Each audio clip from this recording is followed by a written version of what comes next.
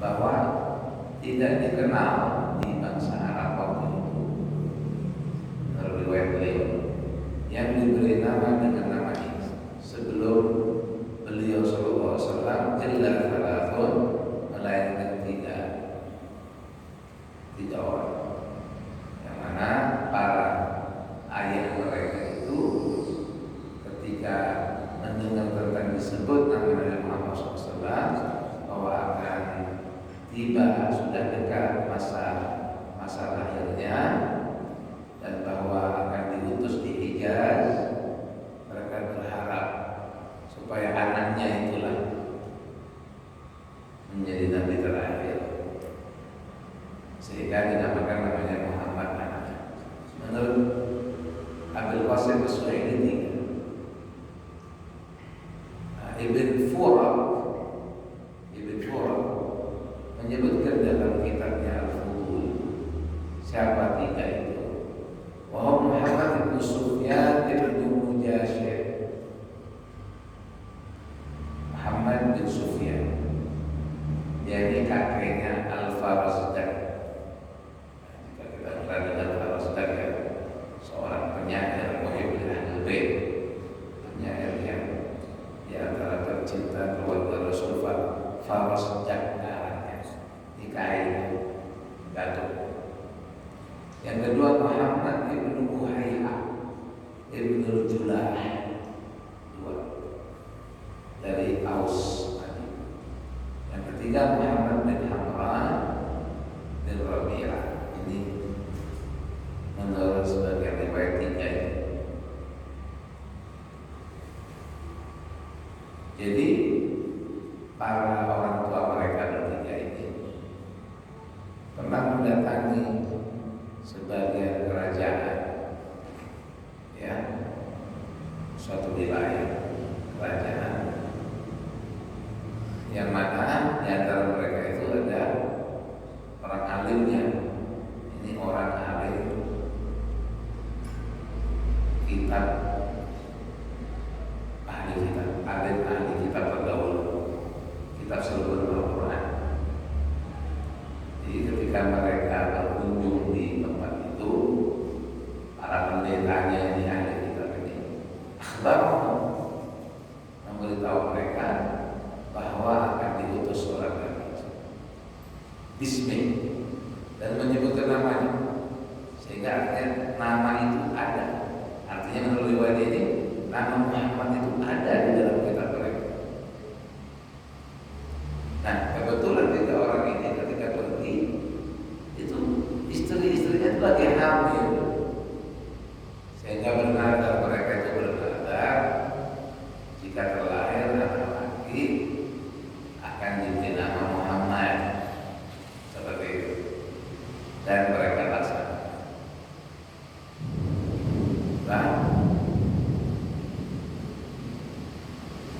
Jadi begitu pula Imam Al-Ghazali dalam kitabnya Asy-Syifa yang ma'rufnya, ketika membicarakan tentang nama Muhammad dan Ahmad, ya, tidak ada di bangsa Arab yang menamai dengan nama ini kecuali ketika dekat zaman lahirnya Nabi Muhammad SAW, mulai bersiap, mulai orang membicarakan akan terlahir Nabi dari bangsa Arab, dan diutus di Hijaz namanya Muhammad, sehingga itu sebagian kecil bangsa Arab itu menamai anak mereka dengan nama Muhammad, dengan harapan anak mereka lah Nabi akhir zaman. Tapi wallahu a'lam haitsu ja'ala risalata, Allah yang Maha tahu pada siapa memberikan risalah. Adapun kalau yang Suhaili kan mengatakan cuma tiga, ya.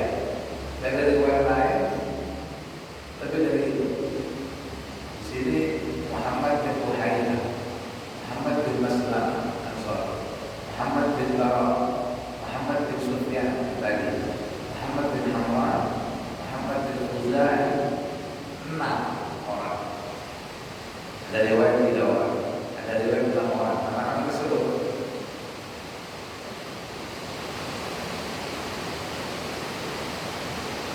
Kemudian, tetapi semua yang nama Muhammad ini hamba Allah. Allah menghalangi untuk mereka mengaku lagi. Tidak ada. Di antara yang bernama Muhammad itu, mereka itu mengaku bahwa mereka adalah tidak ada. Yang bernama Muhammad itu semuanya tidak ada yang mengaku nabi. Sehingga sampai tidak ada kata Sayyidina Muhammad, Sayyidina Ahmad yang dinamakan dengan nama itu, dia mengaku nabi dan diimani.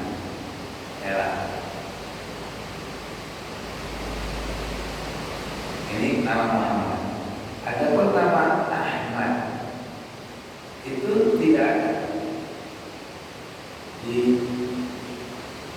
sebelum masa Nabi Muhammad lahir ataupun pada zamannya, tidak ada yang dinamakan Ahmad.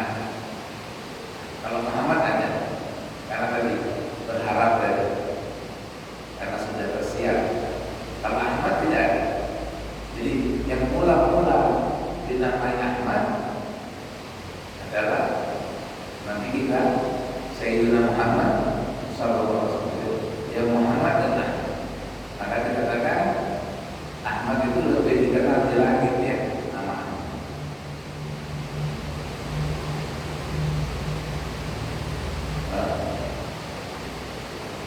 Nama Muhammad lebih dikenal di langit. Dan ini ada asal kedua nama ini kalau diirirkan dijadikan wirid dibaca sebelum beri dua nama ini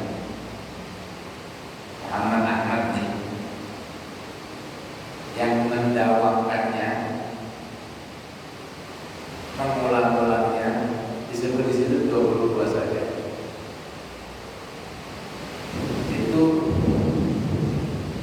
Diharapkan bisa minimal bermimpi dari Muhammad SAW. Dua nama ini. Jadi bagaimana? Muhammad Ahmad begitu kan? Tidak ada disebutkan. Tapi alangkah baiknya kita bersolawat. Jadi kalau mau bersolawat begini misalnya. Sallallahu ala Ahmad Sayyidina Muhammad wa ala alihi wa sallam. Misalnya, silakan disebut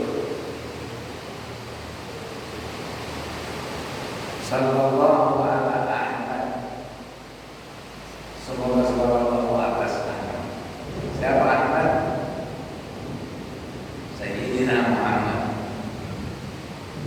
wa alihi wasallam dan keluarga. Kita ucapkan salam juga. Di salam. Sallallahu ala Ahmad Sayyidina Muhammad wa alihi wasallam.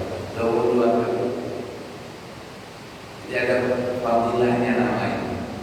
Jadi bagus sekali ya nama ini, terutama pada umumnya orang Banjar pada khususnya lah selalu menyertakan nama Muhammad ini atau Ahmad. Baik sekali itu nama anaknya kan. Kalau Muhammad semua sama, Muhammad semuanya sama Muhammad, memang akhirnya tidak ada berbeda misalnya dalam nama sehingga dimubahi. Ya baik juga ditambahin Muhammad siapa, Ahmad siapa, ini kebiasaan orang Indonesia, Islam Indonesia. Padahal nama itu harusnya satu saja, tapi semua menginginkan Muhammad, semua menginginkan Ahmad. Ada sebuah yang menyebutkan ada seorang yang bungul adalah orang bodoh yang sampai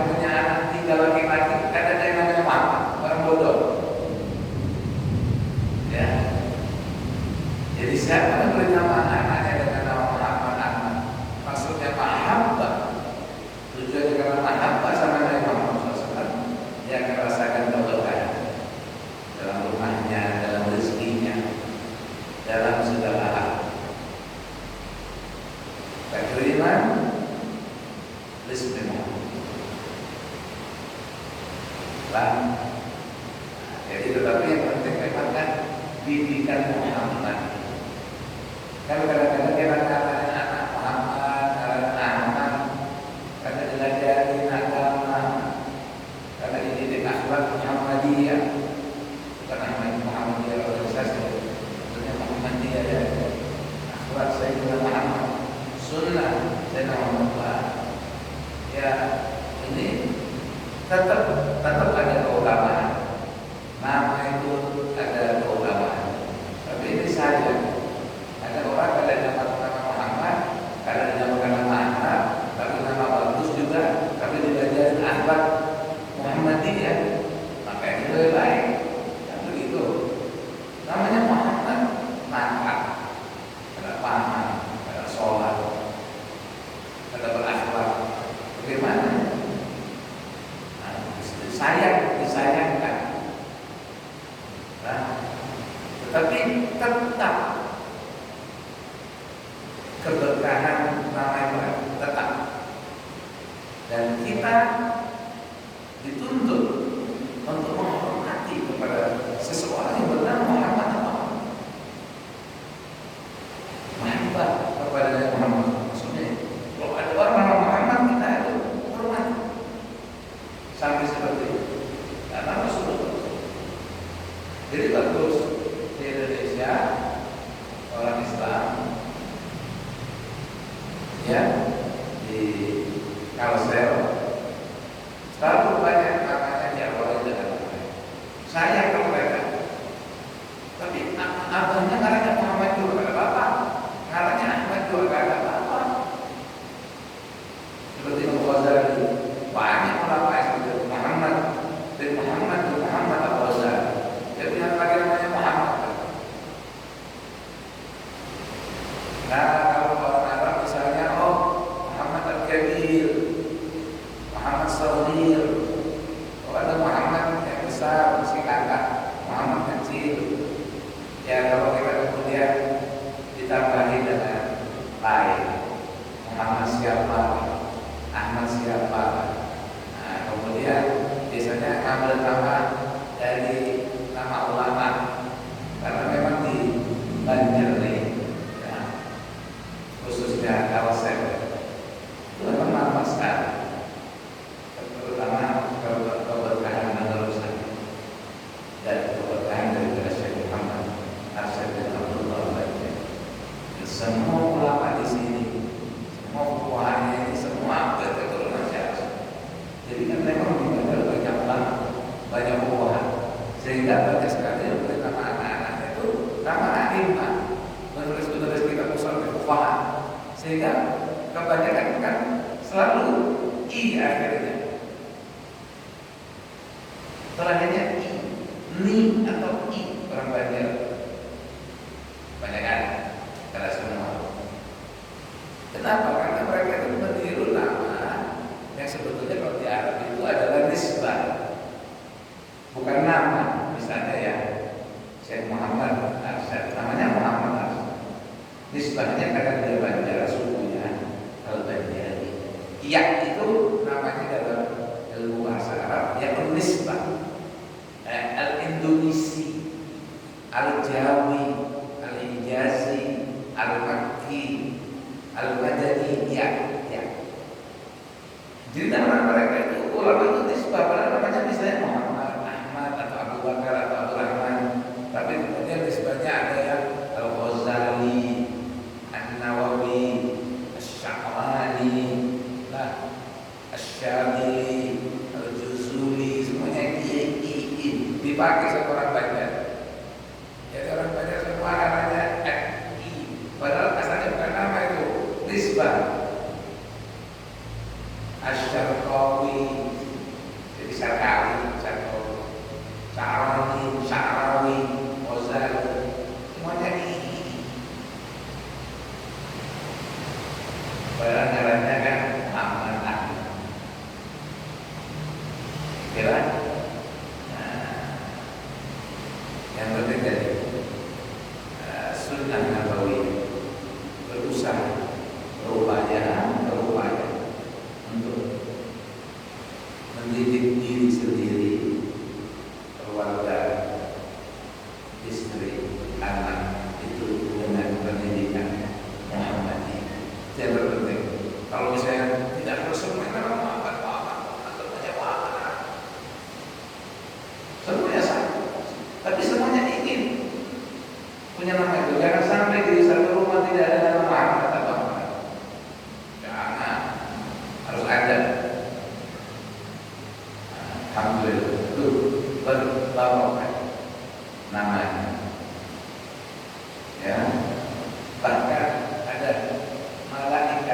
yang malaikat yang dicipta sama Allah tugasnya hanya mencari rumah yang ada karamahannya untuk memberkahi rumah tersebut. Tugasnya mencari rumah yang ada nama Muhammad dan Ahmad di dalam. Sampai ada malaikat khusus. Nah, tapi kalau bisa kan dipanggilnya dengan yang bagus juga. Jadi ya dengan dipanggil Ahmad, Ahmad itu panggilan. Dan kita akhirnya ya kalau orang terlepas ya, kan orang berbicara baik. Jadi kadang makanya orang yang bernama Muhammad dia harus menjaga namanya. Ahmad semua. Ini terutama ya.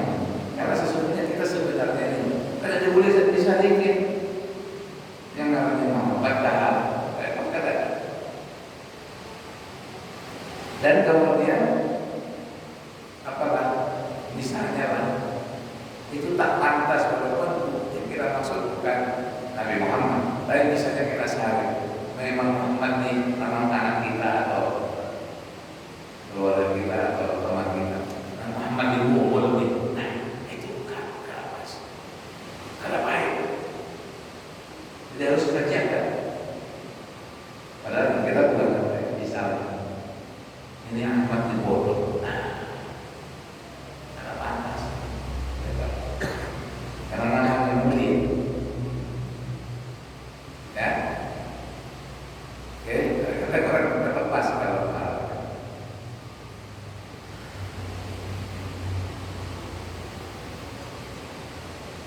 ya, sallallahu alaihi wa alihi wasallam. Jadi sholawat itu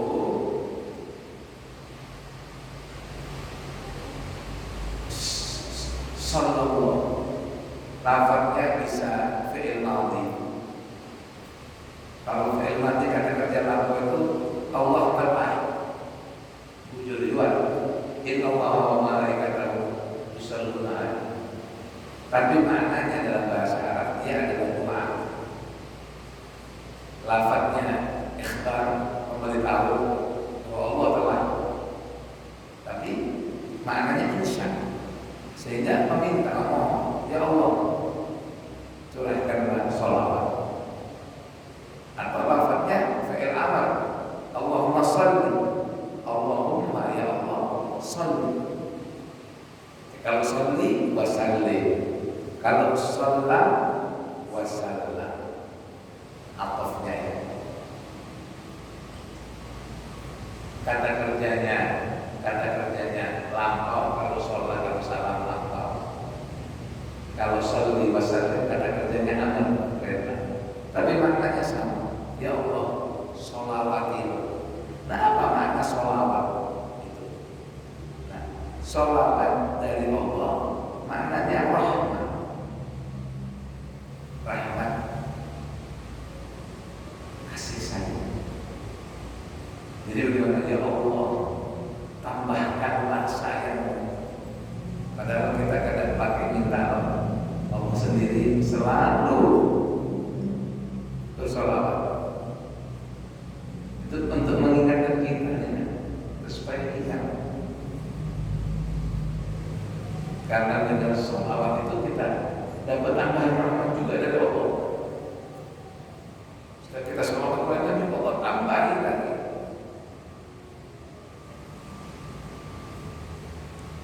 Jadi itu kalau dari Allah.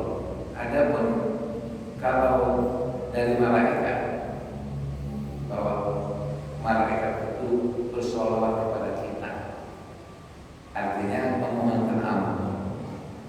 Jadi kalau sholat malaikat sholawat kepada kita, artinya itu ada di dalam hadis misalnya, maknanya itu adalah permohonan ampun kepada Allah. Malaikat mintakan ampun kepada Allah untuk kita. Ya Allah ampun ini. Itu artinya malaikat sedang mensholawatin kita. Adapun sholawat antara sesama doa dari bahasa, dari segi bahasa bahwa ketika saya mendoakan yang mendoakan saya, itu artinya saya bersolawat. Tapi lafaznya itu arti bahasa. Cuman ulama mengatakan membahas tidak patut selain Nabi. Ya, kita ini bersolawat kepada dengan lafaz solawat kepada seseorang. Adapun Nabi boleh Allahumma sholli ala ali Abi Auf. Ada riwayat ya Allah curahkan solawat rahmat maksudnya pada keluarga Abu Auf sahabat. Artinya tidak wajib. Kita jangan buat sendiri. Layak bagi kata ulama.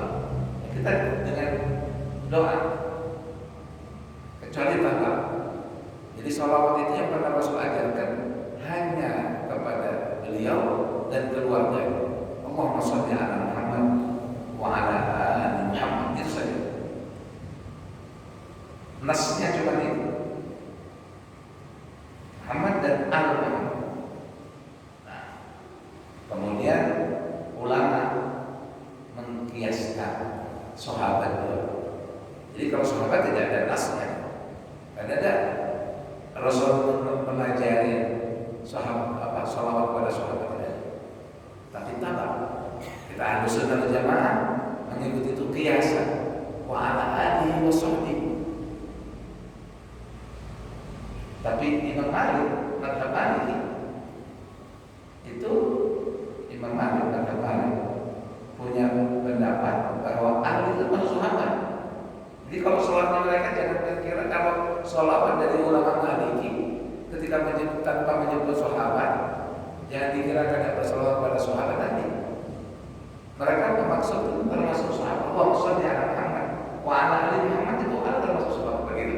Kalau dalam mazhab Malik, dalam mazhab kita Syafi'i kita sebut wasahbi, ashabi, ashabi.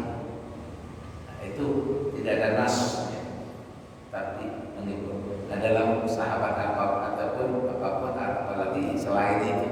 Jadi kita tidak patut mengucapkan salawat untuk orang selain Nabi kecuali mengikut, yaitu ala ali wa ashabihi wa azwajihi wa dzurriyyatihi. Ya, ada riwayat dua. Salawat dalam tasyahud yang paling sempurna riwayat hadis. Ya, kalimatnya surat Ibrahimiyah itu yang panjangnya Allahumma shalli ala Muhammad abdika wa rasulika nabiyil ummi wa ala ali Muhammad wa azwajihi wa dzurriyyatihi kama shallaita ala Ibrahim wa ala ali Ibrahim. Lengkap. Wa barik ala Muhammad, tidak ada sayyidina. Kalau mau tambah boleh. Riwayatnya kalau ada sayyidina. Allah wa barik ala Muhammad abdika wa rasulika, disebut di abdika wa rasulika an-nabiyil ummi wa ala ali Muhammad wa azwajihi, dan para istrinya, wa dzurriyyatihi, dan dzurriyyat, karena para ala Ibrahim wa ala ali Ibrahim itu riwayat. Tidak ada juga ashab di sini. Okay. Tapi kiasan, ulama mengatakan kiasan, dikiaskan. Wa ashabihi, bahkan ulama ahli sunnah mentakkid gunanya untuk mengcounter. Ada sebagian yang Islam tapi tidak mengakui sebagian banyak sahabat. Ada kelompok Islam yang seperti itu. Nah, sehingga ulama ahli sunnah kemudian untuk mengcounter itu, bahkan ketika menyebut ashabihi ditambah dengan ajma'i, wa ashabihi ajma'i. Alhamdulillah, fadilah sholawat kita sudah sering dengar. Tinggal mengamalkan saja. Yalah, abduhu wa rasuluh, kita lanjut, maksudnya kan bahasa yang ada di kitab ini, yaitu hambanya dan rasul. Sebagaimana musannif Al-Imam Ghazali menyebutkan abduhu di sini, itu sebagai mematuhi atau mengikuti terhadap hadis sahih bahwa Nabi SAW pernah bersabda, walakin qulu Abdullah wa Rasul. Maksud pernah perintah itu Sebutkan ketika menyebutkan aku Abdullah wa Rasul, hamba Allah dan utusannya Allah. Karena nama ini Abd adalah ahabbul asma ilallah ta'ala, nama yang paling Allah suka, ya, wa arfa'ah ilaih, yang derajatnya tertinggi di sisi Allah untuk seorang hamba adalah berjulukan abd. Ini maqam tertinggi. Oleh sebab itulah Allah Subhanahu wa ta'ala di tempat yang paling tinggi, di kedudukan yang paling mulia, ya, menyebutkan sebutan untuk Nabi Muhammad SAW dengan sebutan abd. Ada banyak ayat, di antaranya disebutkan di sini, mimma nazzalna ala abdina, daripada apa-apa yang kami turunkan kepada abd kami. Jadi disebutkan mulia. Maka SAW paling senang ini disebut dengan kata-kata hamba. Anzala ala abdihil kitab, surah Al-Kahfi. Nazzala al-furqana ala abdihi. Juga di dalam maqam dakwah, wa annahu, dan bahwasanya lamma qama Abdullah yad'u Abdullah.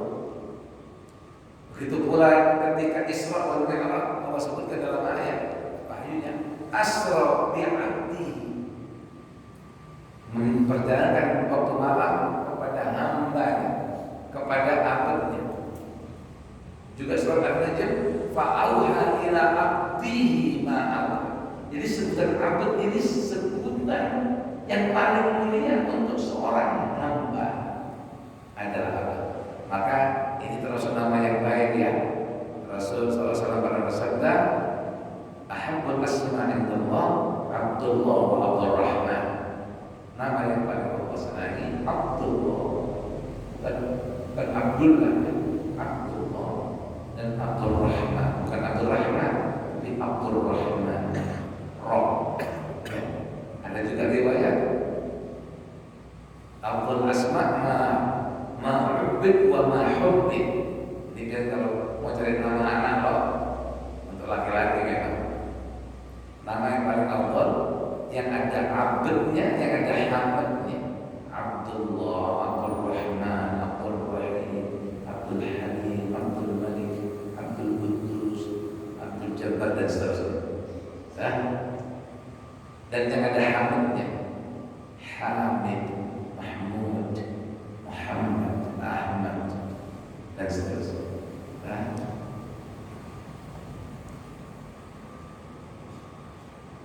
Jadi dikatakan seandainya ada title, ya, yang status yang lebih mulia daripada abd ini, maka Allah akan sebutkan itu. Tapi karena tidak ada, sehingga abd lah yang paling mulia. Maka terdapat riwayat ketika Sallallahu Alaihi Wasallam pernah diberi pilihan oleh Allah. Nabi ini diberi pilihan, ya, antara menjadi nabi dan raja atau nabi dan abd, rakyat jelata. Fakhtar tsani, Rasulullah memilih yang kedua, ya, yaitu seorang nabi bukan raja. Sebagaimana Nabi Allah Sulaiman alaihissalam, dia meminta yang pertama, yaitu menjadi nabi dan raja. Kita perhatikan dua martabat yang berbeda ini, bahwa status abd itu lebih mulia daripada raja. Nah, sebabnya adalah pada hakikatnya raja itu, tuan itu, Tuhan itu, Rabb itu adalah hanya patut untuk Allah pada hakikatnya. Sebagaimana tidak ada yang lebih patut untuk seorang hamba kecuali ubudiyah, duduk di kehambaan. Ya. abduhu wa rasuluhu, dan utusan. Jadi yang mana taulah utusan. Dia utusan artinya suruhan, pesuruh.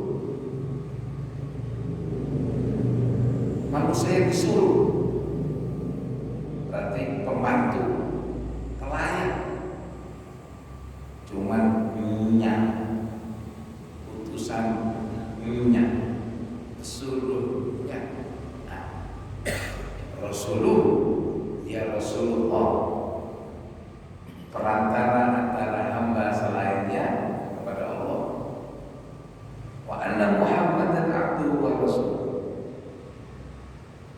Dasar yang minimal kita harus mempelajarinya, karena ilmu ini kita harus pelajari bahwa Muhammad yang mana Tuhan hambanya dan Rasulnya, utusannya.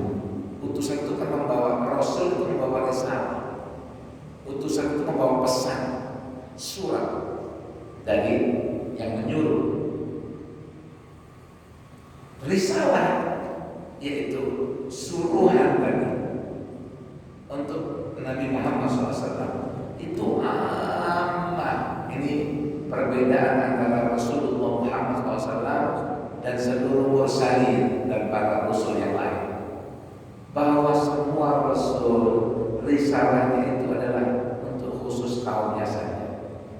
Tapi Nabi Muhammad SAW kerasulannya risalatan amatan, umum, menyeluruh, fis zamani wal makani, pada setiap zaman, pada setiap tempat, jami'al khalq, kepada seluruh makhluk. Jadi bukan diutus Nabi Muhammad itu pada hakikatnya. Memang secara tarikh, secara sejarahnya beliau diutus kemudian setelah umur 40 tahun. 40 tahun baru diutus. Setelah Iqra, Qum, diutus menjadi utusan di dohir. Tapi pada hakikatnya kan kuntu nabiyan, saya sudah menjadi nabi ketika Adam belum, masih tergeletak. Dan kenapa risalahnya aman, menyeluruh pada setiap tempat dan zaman dan kepada seluruh makhluk? Karena semua yang diciptakan di alam ruh, malaikat dan jin dan seluruh nabi sudah diangkat janji dulu sama Allah, sudah disyahadatkan dulu. Dan semua nabi ini adalah sebagai perantara, sebagai dutanya Rasulullah SAW, sebagai wakil dari Nabi Muhammad SAW sebelum dari lahir, dari mulai Adam, menyerukan, mengajarkan kepada anak-anaknya 2 kali bersyahadat, Syekh dan seterusnya, Nuh, Idris, sampai Nabi Isa alaihissalam, semua membawa berita bahwa ini risalah Tuhan untuk menyambut kedatangan Muhammad, kekasihnya, semua diciptakan karena dia dan seterusnya. Maka walaupun mereka mengaku beriman dengan Musa, beriman dengan Isa, tapi tidak beriman dengan Muhammad SAW, ditolak oleh Allah Subhanahu wa Ta'ala. Tidak nyerah, tidak Islam. Itu mana bahwa Rasulullah Muhammad SAW itu menyeluruh kepada seluruh makhluk. Risalah abduhu wa rasuluh. Minimal tahu apa yang dia diajarkan. Ini usul din yang kita harus mengaji. Kita ngaji, kita ajarkan anak-anak kita ini. Sebelum dia kita gurukan, orang tuanya dulu dikenalkan ke orang tua. Sekedar ini. Ya. Nah, kalau orang tua sendiri mengaji bisa dikenalkan kepada Rasul, menggugurkan kewajiban bahwa Muhammad tadi putra Abdullah, putra Aminah, yang dilahirkan di kota suci Makkah pada tahun gajah, ya, beristrikan Khadijah, yang punya anak Zainab, Ruqayyah, Fatimah, Kulthum, Qasim, Abdullah, ya, dan Ibrahim. Nanti kan dikenalkan.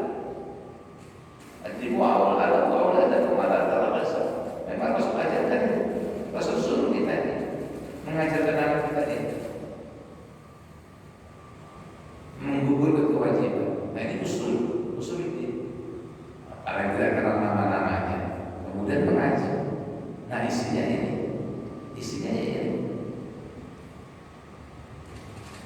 Bahwa dia hambanya dan Rasul dan utusannya. As-sadiqu fima ja'a bihi 'anillahi ta'ala. Harus kita meyakini bahwa Muhammad yang hamba yang utusan ini adalah seorang yang jujur, yang amanah, yang tidak pernah berdusta dari sebelum diutusnya, dari kecil memang tidak pernah berdusta sampai diutus. Dia ini benar, kita tidak boleh ragu. Ini iman nih, bahwa semua yang dia bawa itu dari Allah, sumbernya dari Allah, dari Tuhan, karena dia Rasulullah, bukan dari dia sendiri. Ma yantiqu 'anil hawa in huwa illa wahyun yuha. Kan ini yang menyampaikan ke kita itu Rasulullah, yang menyampaikan Al-Quran kalau Allah, Nabi Muhammad SAW. Kita meragukan Rasulullah, tidak beriman. Iman itu Pak, ini Muhammad tadi, dia jujur, semua yang dia bawa, yang dia beritakan itu dari Allah Ta'ala. Wa taqaddasa, ya. Allah Ta'ala dan taqaddas, Allah yang maha mulia dan maha suci. Apa yang dihabarkan oleh Nabi Muhammad SAW, ya ini hukum-hukum yang kita terima ini, hukum agama kita. Yang ini wajib, yang ini haram, ini yang boleh, halal, ini kada boleh. Jangan dirubah. Yang ini rukun, yang ini syarat dia bawa, yang dia contohkan. Dia yang mentafsirkan Al-Quran. Kemudian murid-muridnya para sahabat itu yang menjelaskan kepada murid pengikutnya tabi'in sampai kepada kita, sampai kepada Imam Ghazali dan murid Imam Ghazali dan muridnya sampai sekarang. Ini dari mana sumbernya? Dari Allah melalui Rasul. Ya, hukum ini, agama ini. Bagaimana orang menolak agama? Menghalalkan yang haram, mengharamkan yang halal, yang boleh dilarang-larang, yang dilarang dibolehkan. Seperti ini sekarang terjadi. Ini berhubungan dengan iman. Begitu juga al-mughayyabah, hal-hal yang gaib, yang tidak hadir, itu yang kita tidak pernah alami. Entah itu yang waktu yang telah lampau, kita lewat sudah. Nabi menghabarkan kepada kita itu gaib, ataupun yang akan datang. Itu Rasul kabarkan kepada kita. Nah kita tahu dari mana malaikat maut, Israel kita. Ada malaikat, berimanlah sama malaikat. Beriman kan Nabi Muhammad sampai pada lihat malaikat. Karena ada Israel, karena dicabut nyawamu. Percayalah, itu baik. Kita belum tahu. Yang kita lihat ya orang mati dimandiin diam saja, dibungkus sama karet masuk ke tanah, kita lihat. Pada kata Nabi itu ada kubur, alamnya barzakh. Nabi yang kabar di barzakh itu ada malaikat, ada munkar nakir. Katanya kalau kepada orang beriman dia basyir dan mubasyir, menyenangkan, menggembirakan. Munkar nakir ini ngeri. Ada yang mengatakan kalau untuk orang beriman dia munkar nakir, mengerikan. Nanti yang ditanya dalam kubur, nah, diingatkan kalau lagi takut itu, yang kita kata paham tuh. Yang diingatkan kan orang yang hidup nih, berarti kamu kena samanya. Kalian nanti ini akan masuk sini. Talqin ini yang mati ini bisa membantu lah kalau doa diterima. Tapi pertama kali masih hidup nih, tahun 60 nih, kita ditanya, siapa Tuhanmu, Nabimu, kiblatmu mana, pedoman hidupmu apa? Kau jadikan apa Quran itu? Betul kau kaji, kau amalkan atau tidak? Saudaramu siapa? Hartamu dari mana? Kau buat apa? Tanggung jawab. Nabi yang mengabarkan. Ada siksa dalam kubur, ada ular, ada pecut, temeti, ada paru, ada besi, ada api, riwayat. Itu khair kadang-kadang dia. Sebagaimana di kubur juga ada nikmat, sejuk, ada kubur yang terang, ada kubur itu seperti taman. Ini Rasulullah kabar. Ini semua khair. Kita dibangkitkan lagi, keluar dari kubur, keluar dari tanah, telanjang, digiring kena dipasang, ditimpa matahari secepat, orang tenggelam di keringatnya, menunggu timbangan, ditimbang amalnya, terima buku laporannya, ada yang ngalami kan? Kecepatan seperti ini di bawah jembatan neraka, surga dan seterusnya, surga buah-buahnya, bidadarinya, istilahnya. Itu semua wahai percaya, karena percaya. Maka yu'minu billah wal yawmil akhir. Maka banyak sahabat dan siapa beriman sama Allah dan hari akhir, iman. Ya. Faliyakul khairan wal yasir. Bicara bagus tadi. Faliyakul dhaifan. Hormati tamu. Faliyakul jawab. Hormati tetangga. Dan seterusnya. Ini seterusnya di bawah sana tadi. Maka yu'minu billah. Ukurannya iman memang dan kepada hari akhir. Jadi semua yang dibawa Nabi adalah shalih, adalah benar. Ya, bahkan semua perkataannya, walaupun bukan dari Allah, walaupun fayalzamuna iman bidzalik, wajib kita mengimaninya. Faman ankara syai'an min dzalika, siapa mengingkari salah satu dari omongan Nabi, wa kana ma'luman min ad-din bid-darurah, sesuatu yang darurat orang beragama pasti tahu, dia ingkari, kafir, maka hukumnya kafir.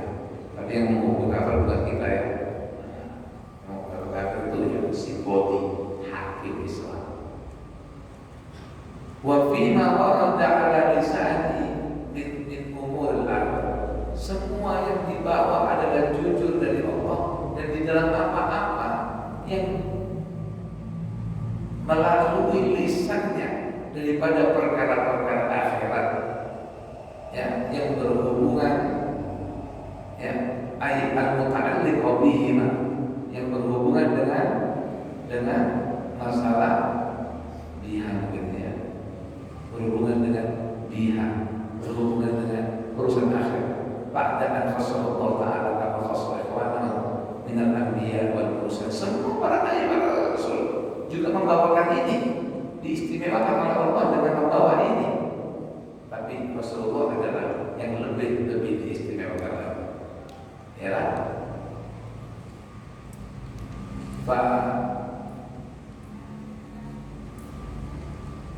Summa, kemudian, ya, masailu fi sya'air sunnati tajibu ma'rifatu. Ini tadi sedikit tentang contoh usul dinnya, ilmu akidah. Kita sudah belajar belum? Maksudnya di kitab ini belum. Ini Imam Ghazali beri contoh sekilas. Ini contohnya. Di sini kan belum dibahas. Kemudian yang kedua tadi, pertama ilmu tauhidnya, kedua summa, kemudian masail, masalah-masalah daripada agama, fi sya'air sunnah, yaitu di dalam syiar-syiar itu tanda-tanda as-sunnah, yaitu thariqah an-nabawiyah, jalan kenabian, sunnah Nabi, tajibu ma'rifatuh, wajib kita mengetahui, wajib kita belajar tentang sunnah Nabi, yaitu agama ini. Nah, lawannya sunnah itu bid'ah, hal yang tidak dibuat.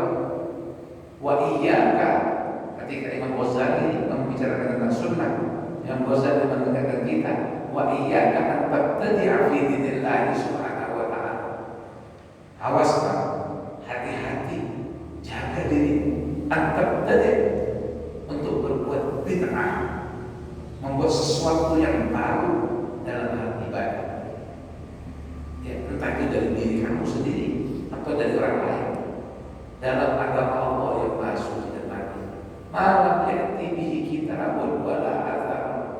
Selama sesuatu itu tidak ada dalam kitab, tidak ada juga dalam athar. Ya, athar itu biasanya disebut untuk yang riwayat daripada sahabat. Ya, ada. Jadi disebut di sini apa perbedaan antara khobar, athar. Kalau khobar al-hadis, khobar yang dimaksud al-hadis manqul, hadis yang diriwayatkan. Ya. Adapun athar yang dimaksud adalah kalamus salaf. Kalamus salaf. Athar yaitu riwayat bukan hadis tapi perkataan para leluhur, yaitu sahabat dan tabi'in dan seterusnya. Jadi selama itu tidak ada contohnya, tidak ada arahan dalam kitab, dalam hadis, dalam sunnah maupun athar para sahabat, fatakunu ma'allah subhanahu ala a'zami khatarin. Ya, kalau kamu lakukan itu, kamu berbuat bid'ah, maka kau dalam keadaan bahaya besar di hadapan Allah. Gitu ya, dia ingatkan. Nah, nanti kita lanjutkan ini tentang sedikit menyebutkan supaya kita tidak kebiah-buiah bicara orang. Sekarang kita sering dengar ya, saudara kita sebagian memukul rata segala yang bid'ah yang tidak ada contohnya adalah sesat. Semua sesat di neraka. Nah, kita tidak mengetakan itu. Maka di dalam kitab ini dalam syaratnya dijelaskan bahwa kita ahli sunnah wal jamaah, khususnya Asy'ariyah Syafi'iyah ini ada membagi-bagi. Ada bid'ah yang memang sesat, bid'ah yang haram, ada bid'ah yang boleh, mubah, bid'ah yang boleh saja. Ada pahalanya juga, kan ada dosanya. Baru dia ada bid'ah yang mustahab, bahkan dianjurkan, bisa membawa pahala. Karena ada hadisnya juga, man sanna sunnatan hasanatan, kata Rasul. Siapa yang membuat satu sunnah yang baik. Jadi semua ada dalilnya, sehingga dibagi oleh mazhab kita ada bid'ah yang hasanah, bid'ah yang baik. Bid'ah yang baik itu bahkan bisa mustahabah, bahkan bisa wajibah. Ini wajib harus. Nah, nanti itu akan disebutkan di bawah ini contoh-contohnya ya. Kemudian kita lanjutkan wajami'u adillatit tauhidi, dia katakan dan seluruh dalil-dalil ilmu tauhid, dalil-dalil ilmu tauhid, ya, usuluddin, dasar agama, maujudun asluha fi kitabillahi subhanahu, ada dasarnya itu di Al-Quran. Wa qad dzakaraha syuyukhuna, ya, radhiyallahu anhum fi kutubihim. Kita punya guru-guru menyebutkan tentang itu di kitab-kitab mereka tentang dalil-dalil tauhid. Allati sannafuha fi usulid diyanat, yaitu yang mereka susun, yang mereka karang. Kita tidak tauhid oleh para guru-guru kita itu mengenai dasar-dasar agama. Wa ala jumlah, maka secara keseluruhan kullu ma la ta'manul halaka bijadil, semua hal yang tidak aman untuk kau menjadi binasa kalau bodoh. Kalau kamu tidak tahu hal itu akan menghancurkan kamu, akan membinasakan kamu. Kamu tidak terlindungi, kamu tidak menjadi aman kalau kamu tidak tahu itu. Tidak aman kamu dari halak, dari kesengsaraan, kebinasaan.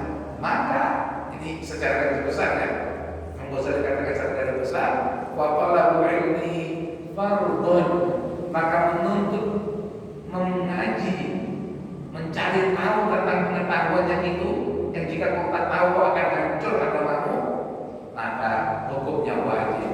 La yasulaka tarku, la yasulaka, la yajuz, tak boleh kamu meninggalkan pelajaran itu, mengkaji tentang itu. Fahadi maka inilah kurang lebih sekilas info tentang Usuluddin Al-Ghazali. Wabillahi taufiq. Ujung-ujungnya Allah juga yang bisa kasih tolong kita. Belum tentu juga ya yang bisa kasih tolong kita, yang bisa menyadarkan kita, yang menyemangatkan kita, yang membuat kita mau, ya, membuat kita mau cari tahu, untuk mengerti, untuk mengamalkan. Allah juga. La haula wala quwwata illa billahil aliyyil azim. Allah subhanahu wa ta'ala a'lam. Awwalu dzikri fa'alam annahu